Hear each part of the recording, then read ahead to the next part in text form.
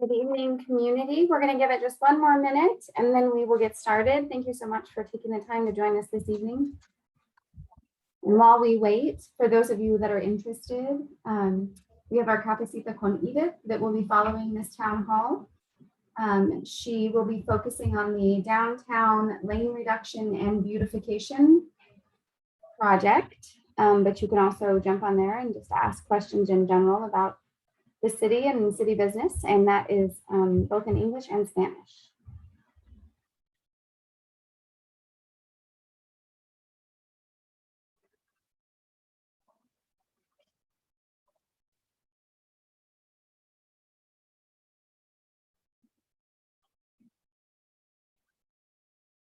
And I'm going to wait until we hit 5:31, which it just did, so we can get started. So thank you again, community, for joining us this evening. We are focusing tonight's town hall on the city council redistricting process. So as you hopefully have heard by now, and if you haven't, let me know, because that means I need to be changing up how I'm communicating with all of you. But hopefully you've heard by now that the city council is going through its redistricting process. Typically, this is a process that's done every 10 years following the census. However, for Morgan Hill, we created districts in 2016. And so this is our first time redistricting. And there's a few things that are going on. So in addition to our census data changing, as cities do, they grow and their census data changes. The laws around redistricting have also changed since we put districts in place in 2016. And so for those reasons, our districts will likely be changing. And part of what is really important as we go through this process is to hear from the community, from all of you, about what your communities of interest are. And these communities of interest will help us inform how we and you draw our district lines. And so communities of interest include common social or economic interests, people in geographically definable areas, ethnic or racial minorities, senior citizens, even groups that share similar interests. You can be parents of young children, bicycle enthusiasts, etc. And so we would love for you to email us, and I can put in the Q&A our email address in a little bit, but it is redistricting2021@morganhill.ca.gov. You can email pio@morganhill.ca.gov, and we'll definitely take your feedback. We welcome it and look forward to it. And what we're going to start with here in just a minute is we have Dr. Justin Levitt, who is our demographer with National Demographics Corporation. And he is going to demonstrate for you what I think is probably the most exciting part of the process. And you as community members will all have the opportunity to, and hopefully partake in, drawing city council districts. And so what this means is your city council district is what determines who your elected official is and what district they cover and represent. And so it's important that our community participates, as you all have a voice in what these look like. And Justin will queue up draft maps in just a second, but you will have the opportunity to draw all 4 council districts, just your council district, just another council district. And ultimately, we will gather these draft maps starting in early October through January. And then in January, we will bring these draft maps to the city council and present all of them. And then our demographer will go through and review the maps and find the ones that meet all of the legal regulations and that are viable, if you will. And then we will bring those viable maps back to the city council and community for a decision to be made, and that will happen in March. Justin, is there anything that I have missed that you want to share, or Angie, before we go into the draft mapping tools? Well, just to answer a quick Q&A we got from the audience, from our community, there will be 4 city council districts and the mayor at large. Now, this is, I just want to thank you for that introduction and just kind of emphasize that redistricting is really just about redrawing and adjusting those boundaries. You know, if, for example, the city wanted to do anything else, they could certainly do that throughout the process, or not throughout this process, but through a separate process. But redistricting is required every 10 years following the census. to make sure that the districts still fairly represent all the different communities in the city. And so I really want to emphasize that, what our role is as part of this process is to listen, to hear from you, to give you the tools that you need in order to help us understand how the districts need to change and need to grow. Unfortunately, this year, we've been kind of delayed, and I want to just kind of apologize, not on our behalf, but just explain what's going on, because for those of you who are maybe following the state as well, you'll notice that we just got our redistricting data on Monday. It actually came out midnight between Monday and Tuesday. And normally we would be getting that data in April of the year ending in 1, but because of COVID, it really took this long to get that data processed. And that just has delayed the entire process. Now, we still have a lot of time because April is our deadline, but we do know that that really eats into the length of time that you have to work on your maps and that the city has to make the best choices. So I'm going to be showing you tonight a couple of the different tools that you can use to help us understand the districts better. Now, because we just received that data, I'm going to be showing you using some sample tools that we've created for clients over the years.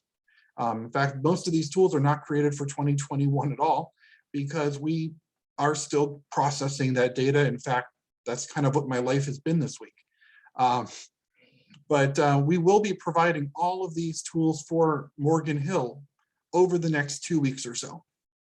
So hopefully we'll be able to come back to you in a month or so, or at our next community outreach events or public hearings, and present to you using our Morgan Hill tools.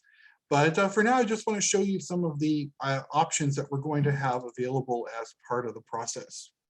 And I'd really like to emphasize that we want to hear from you however you want to provide feedback, whether it's just a simple comment in writing, or even if it is a full map or 2 or 3 different options. Help us understand where your community is growing, where it's changing, and what needs to be kept together for the good representation. And our first tool to do that will be very simple.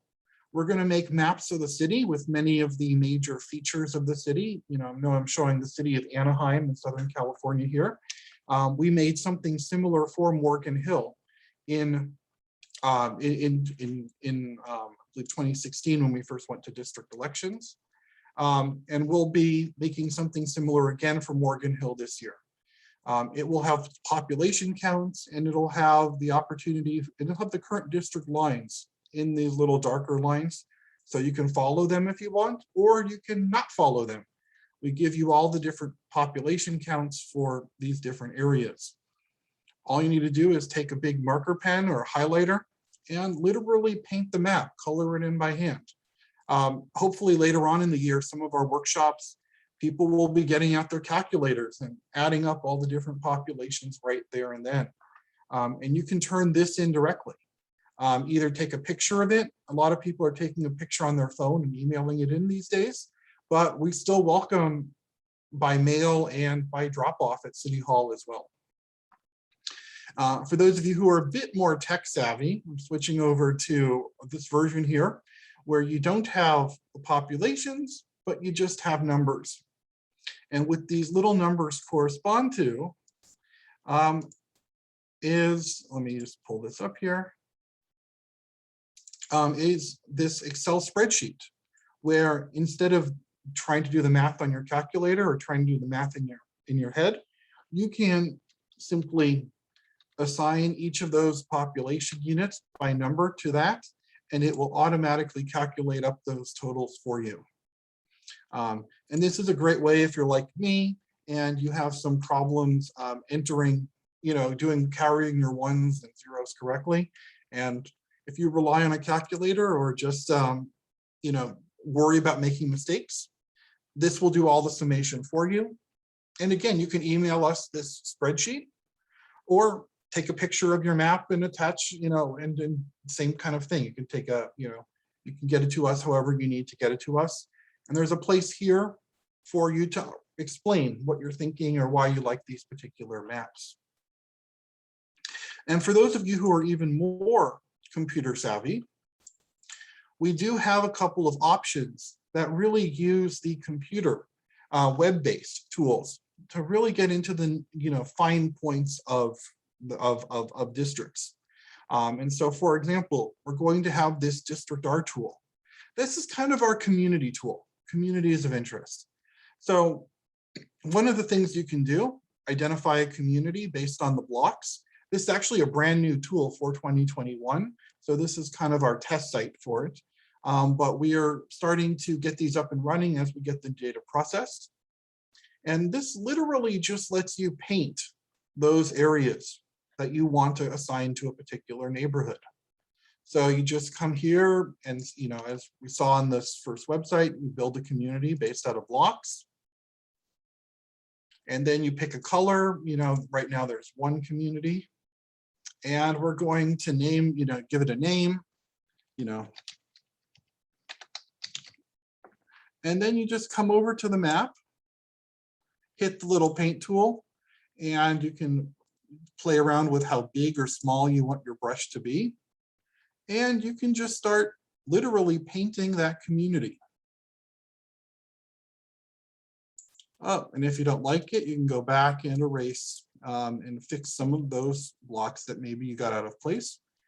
And, when you can describe it, this area is, kind of give us a description of what it is. Now, one of the things I really like about this particular tool is that it lets you draw overlapping communities. So let's say you've got your first community down here, but you also know that there's a small part of that, and maybe it's a smaller community. So we're going to zoom in a little bit and just get this particular section of that community and the area right across the freeway from it. Well, District R lets you do that. It lets you assign blocks to more than one community. And as you're going through the map, that's really great for us because it helps us understand the connections between different communities as well. So here we have 3 different communities that overlap with each other. We can even put in a little community that's just a little tiny subset of that. And so I really like this District R tool for that ability. It lets us really create these overlapping communities of interest. It even gives us some of those populations. So we can pick our community and find out how many people live in that area. It's not really the full tool, as we'll look at in a second, but it does allow, it means you don't have to choose between whether it's how you have to assign this block or this area to one district or another. You can give it all of its different communities. And right here, you can describe them as well. And once you're done, all you need to do is save, and it will automatically save and we'll be able to get it. You can also save it into a whole bunch of different geographic files for those of you who use ArcGIS or other mapping programs.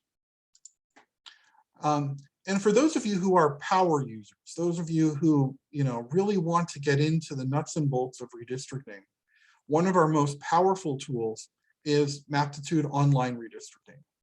This is a version of the same program that we actually will be using to draw your districts or to implement your final map. All you have to do is create an account. And so once you come to the page, it'll ask you to create a username and a password. Once you're ready, you can either start with a new plan of blank maps or existing districts. So let's say we start with the existing districts. We're going to call this test map 2. It'll show up in my list here in a second. And as it opens, this is very similar to what we actually see on our screen when we're doing it. This gives us the district and the deviation, the difference from being perfectly balanced. We want the difference between the largest and the smallest numbers here to be under 10%. So right now we're at about 32%. We want to get that number under 10. To make changes, we pick a target district. So let's say we want to add population to District 4. We want to take it from District 3. And then we go in using these tools. This one lets you select block by block, or we can draw a circle or any kind of shape. You know, this is kind of, you kind of click and drag it to make a shape. It'll select all of those blocks. Right here in the pending changes, it'll tell you how many people are moving from one district to another. And if we like it, we just hit this check mark. And now we have moved that population. And if we don't like it, if we decide we made a mistake, we can just hit that undo next to it. And it undoes, does the change, and then maybe we can hit this X to clear that selection. Now, like I said, this one probably has the biggest learning curve. You know, there's a lot of things you can do with this online Maptitude for redistricting. In fact, you know, people who get into this often make like 5 or 6 different maps using it. If you do that, we're going to ask you which one you want to actually take to council and present as your favorite. But we do have a number of resources to help you get familiar and use this map. You come up here under tips, and it'll help you navigate you through all the different components of the website. And step by step, it'll walk you through how you make changes to the different to the district boundaries. For those of you who want more help, we do have under help a quick start guide as well as the full help menu. And this is available in a whole bunch of different languages: English, Spanish, Portuguese, Vietnamese, Korean, and Chinese to start. And others might be available as well using automatic translation features. And if you're really struggling, we do have a contact email that will go right to us where we can help you work with this. And like I said, this has a lot of features. It takes a little bit of comfort to get used to it and to begin navigating it. So if you're interested in it, I would encourage you to, you know, play around with it once the tool becomes available. But it really is also a very powerful tool. The amount of detail you can really get into with the different districts. Under here, under options, we have all the different thematics showing the different demographics for the city. It really lets you look at your community in a really detailed way. And once you're done, all you'll need to do is submit your plan. Now, it won't let me submit this one because it's not balanced. But once you get under 10% deviation, you'll be able to hit the submit plan and enter your contact information so that we can get in touch with you if you have an issue, if we have an issue implementing it. But other than that, and you'll have a place to describe the plan there as well. But other than that, you know, we encourage you to give this one a try, to play around with this tool once it's available. So like I said, we're going to be rolling out specifically for Morgan Hill all of these tools in the coming 2 to 3 weeks. And we really look forward to working with you at our future workshops and public hearings. Thank you for the opportunity to present today, and I'm happy to take any questions. Thank you so much, Dr. Levitt. And for our community that has joined us, you have 2 options if you have questions. We do have the Q&A, so if you prefer to type a question that we can respond to, you are welcome to use that tool. Alternatively, if you prefer, you can use the raise your hand icon and raise your hand, and we'll call on you and you can ask your question that way. And as we wait to see if anybody has questions, I wanted to highlight that we will also be doing a series of both in-person and virtual community meetings where we will be throughout town. And I can share my screen with those dates and times.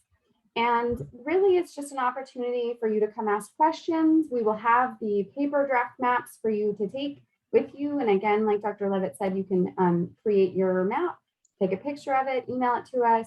We'll have a QR code where you can find that map and print it out yourself. But we really do want to hear from our community, and we want to make sure that you are all involved in this really important process. Let me go ahead and bring up those dates.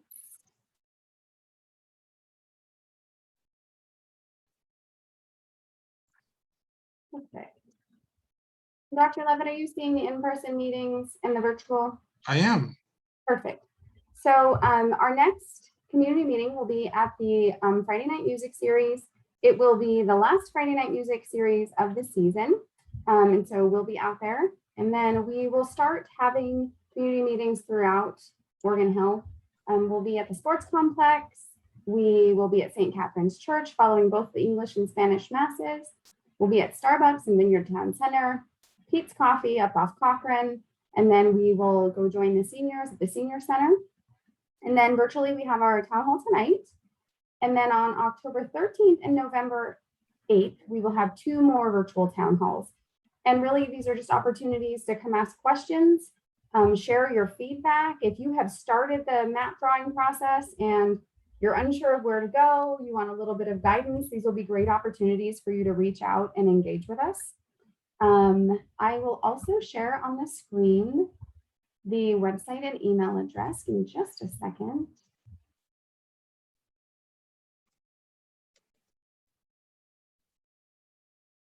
And so you can go to our website to learn more. We have all of this information that we're sharing with you tonight on there. And as we get new information, we'll put it up. And then also you'll have an opportunity to look at draft maps and kind of get an idea of what other people have submitted, what they're looking at, and their justification. Let me share this with you. And I am not seeing any questions in the Q&A or hands going up, and we don't have any callers. Oh. All right, Justin, we got one. Question. When would a city council not change its districts? And the answer is that the city would not change its districts if its current districts were population balanced and met all of the legal requirements. Now, every 10 years, and this year ending in 1, following the census, we're required to review the districts. So whether or not the council must change their districts, we're required to review our districts. And we have to see whether or not they need to be changed. And in fact, in Morgan Hill's case, there's a good case that we do need some changes to the districts because of the new state law, the California Fair Maps Act. That new law requires that districts all be in one piece with no crossing over county land. And one of our council districts follows the freeway. Unfortunately, the freeway cuts through the city in several places, and there's some unincorporated area in between. And so because of that, Area D in particular is actually 3 separate pieces and needs to be redrawn to comply with that law. And so that's really what's going to require the city to take a look at that. And once you're taking a look at it, we also do want to ask the question of what works in all 4 of the council districts, even Council District D, which is going to have to change. What still works about it, and what are the different communities and neighborhoods that need to be kept together within Area D as well. So I hope that answers your question. And we do, I see, have a caller. If you would like to ask a question, you're calling in, you can dial *9 to raise your hand, and then we can call on you. And it looks like we have another Q&A. And if you have a question for NDC, I'll also encourage you to reach out through the city's website as well.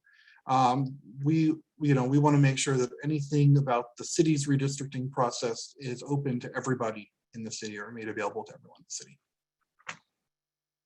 And I just shared in the Q&A on both our website, morganhillredistricting2021.com, which is where you can find all of the updates, as well as our email address, redistricting2021@morganhill.ca.gov, where you can ask questions, share feedback, submit draft maps, any or all of the above. And I do see we have a hand up, so let me go ahead for the caller ending in 150. You should be able to unmute. And you can unmute by dialing *6, I believe.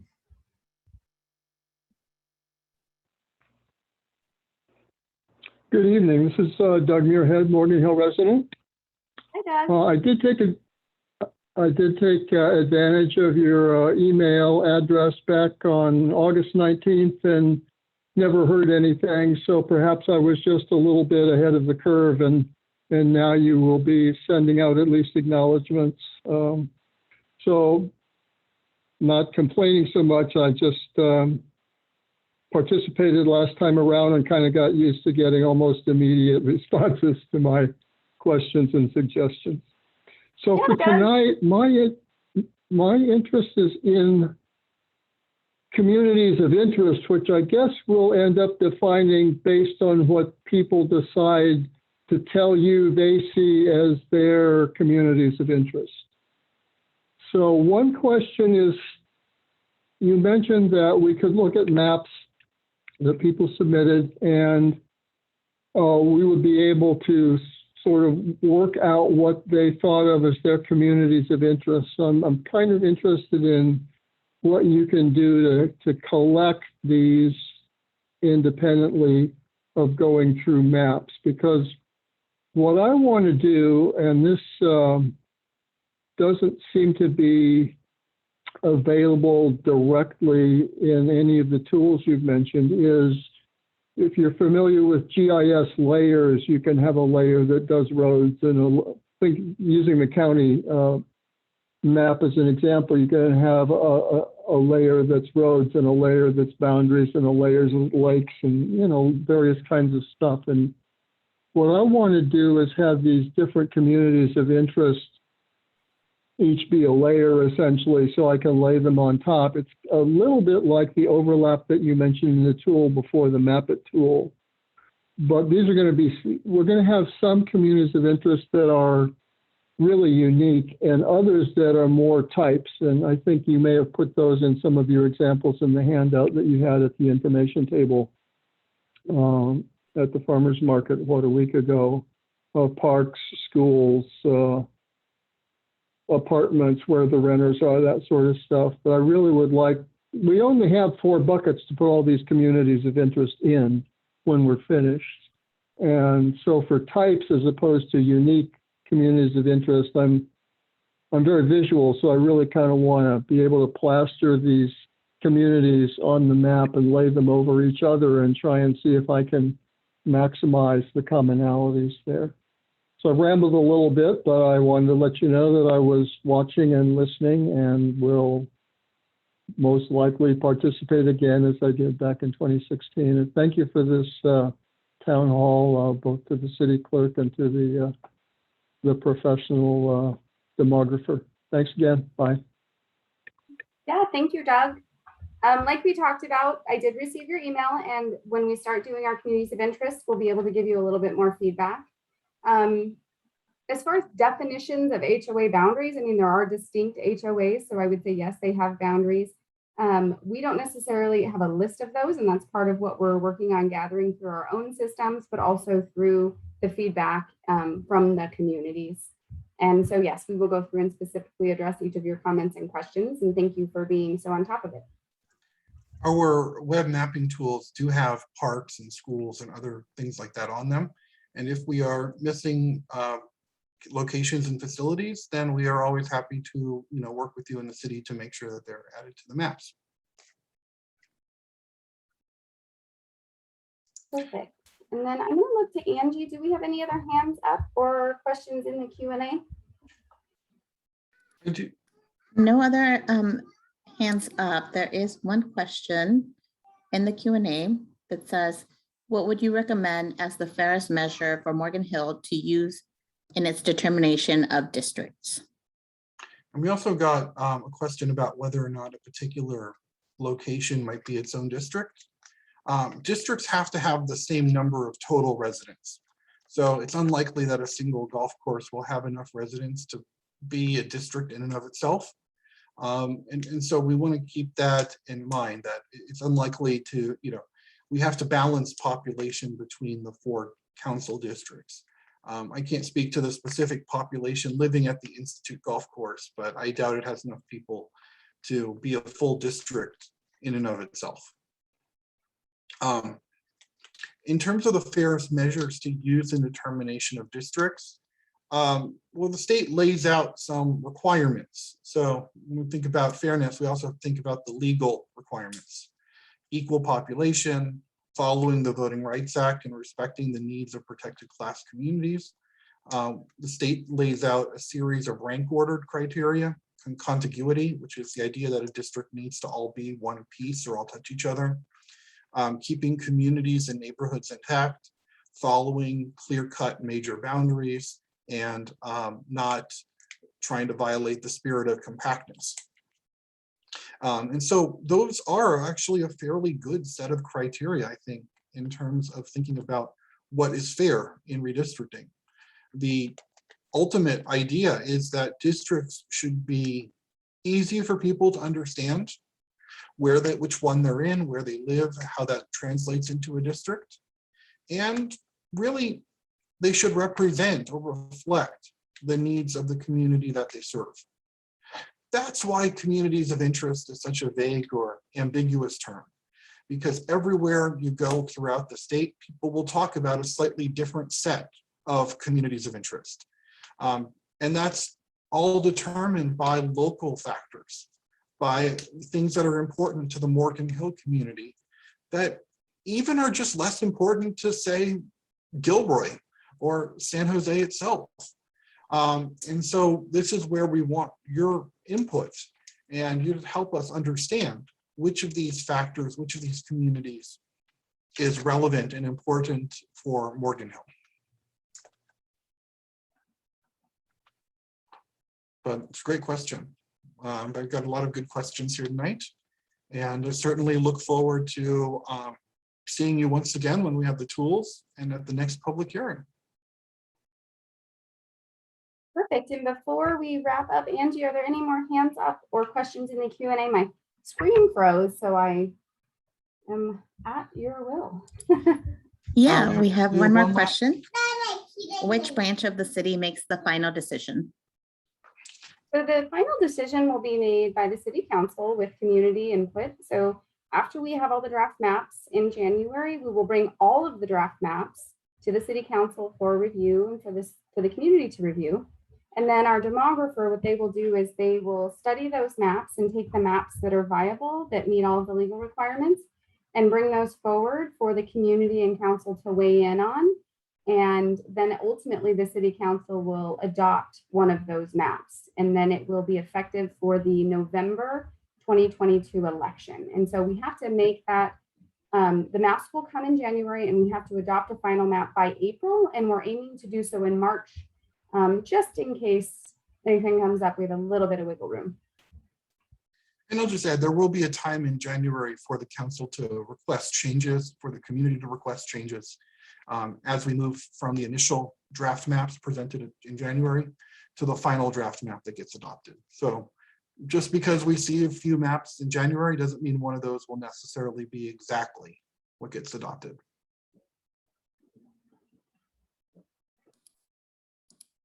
One more. Oh, it's thanks for answering my questions. Thanks for joining us tonight. Yeah, I don't see any more questions coming up.